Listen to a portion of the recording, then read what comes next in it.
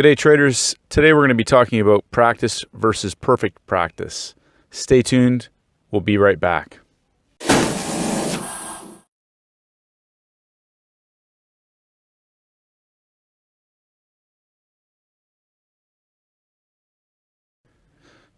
Good day, traders. I'm Stacey Burke from Stacey Burke Trading, and today we're going to be talking about practice versus perfect practice. So in the 7-step daily routine for high-performance traders, one of the actionable steps is accelerated learning.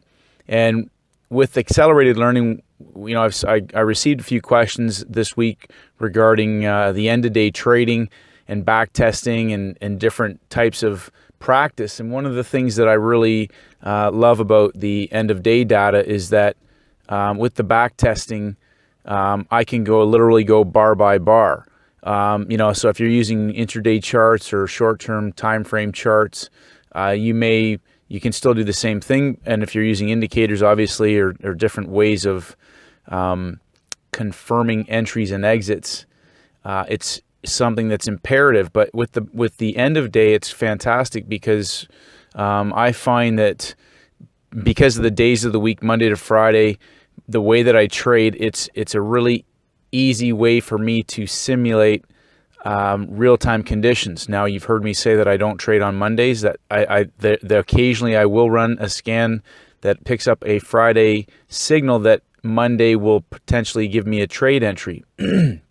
Now, the way that I trade in most cases, even if I don't trade on the Monday, chances are that Tuesday's trade, if there is one, doesn't give me any worse off risk or exposure to the market than if I'd hit that trade on the Monday. But one of the things about going bar by bar, simulating those real-time conditions, is that you can, literally go through weeks and weeks of data and keep an accurate record of where you would place your limit orders or your market orders, your risk, in terms of exposure. You can literally knock out, probably 100 sample trades. With the end of day data, it simulates, I think, a lot better reflection of your trading. Intraday charts would require you to be sitting at the charts all the time during the day on those time frames, unless you're using maybe a 4-hour or 1-hour charts, and you're using potentially maybe just London Open or Asia Close or New York Open. But with the end of day data, at New York close for me is the rollover. That's 5 p.m. in New York. It's 5 a.m. in Perth. And one of the great things about that is that my routine is the same every morning at 5 a.m. Between 5 a.m. and 6 a.m. I go through the charts. I run a scan that I've programmed in on Metastock just to pick up the same signals, but I go through manually. I cover the major pairs as well as about 10 other ones.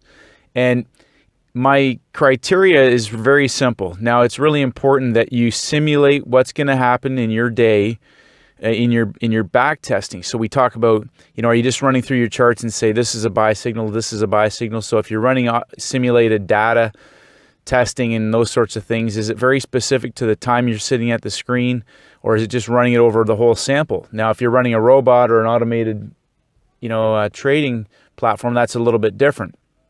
And I don't know as much about that. If you're interested in something like that, I would definitely look up Kevin Davey and algorithmic trading. He's brilliant, but he can provide a ton of information and a course for you to be able to program and develop your own trading systems that are automated. But for me, I'm a discretionary mechanical trader, and I put my orders in manually. I do that day in and day out at the same time, and I'm pretty much off the screen entirely now. I don't try not to look up the prices at all. I just accept that, as Brent Penfold says, once I place that order and trade into the market, I debit that from my trading account and accept that loss as already potentially being a losing trade, and I need to be okay with the amount of money that I'm going to lose. So again, just simulating is as much to the exact letter of the law in your trading and your schedule what the reality is going to produce for you, and that includes maybe gaps or spikes, whatever things are going to occur that could be black swans against you or for you. So it's imperative not just only to practice, but to practice as perfectly close to reality as possible. And you want to simulate your position sizing, your money management, not just running through and taking trade samples and then saying, okay, it won 8 and lost 3 over 100 trades. Now, it depends on how you trade, but again, you really want to try and maximize as much as possible, making it as close to reality as you can, and then forward testing that in live time with either your demo and then maybe a small account, but just again focusing on flawlessly executing your trading process. And again, that's why I love end of day. My goals have been to be off the screen, and I'm pretty much convinced now that most pairs will offer one good trade per week, and definitely there's 2-3 very solid trades every month on every pair. Now, people have said, is that enough trades? Over a basket of instruments, there's plenty of trades. Your risk is still the same if you're risking a percentage size on each trade, like 1%. It doesn't matter if you're on a 5-minute or end of day.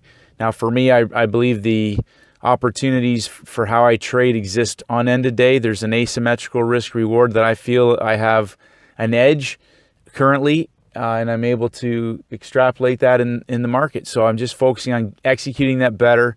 I still make mistakes, but again, you want to back test and practice as perfectly close to reality as possible, and maybe do it in 10 lot sample size. So 10 trades, look at chunk down your data, 10 more, look at your outcomes, average loser, average gain. How much did the trade, even if it's a winner, how much did it trade against you? What was the stretch against you, the negative drawdown against you? Are you psychologically okay with taking that drawdown? For me, my position sizing is based on a percentage of capital. And as I said, I like Brent Penfold's rule. I debit my account. I do that all manually, and then I can go to sleep knowing that that's my worst case scenario on that trade. And I won't necessarily profit take unless it's a range-bound market. So I may try and ride those if they break out and continue to trend. But my point is just practice. Traders, keep practicing, keep sharpening your edge, developing new strategies, but simulate them as close to reality in real time as you can, and then just keep getting better. So hopefully you got some value out of today's video, traders. Again, I appreciate all the comments, some fantastic feedback. Keep it coming. Let's you and I get better together. And may the markets go with you. Hi traders, it's Stacey Burke from Stacey Burke Trading. If you haven't done so, please head over to my website at staceyburketrading.com. I create updates on almost a daily basis, and I would love for you to receive them. Just click on the blog. If you want to enter your name and your email address, I'll send you my free audio program, the 7-Step Daily Routine for High Performance Traders. This is essential knowledge for all traders in all markets. And this is for helping traders to master the market with discipline, confidence, and a winning mindset. I appreciate all your feedback and comments. As always, traders, stay disciplined, and may the markets go with you.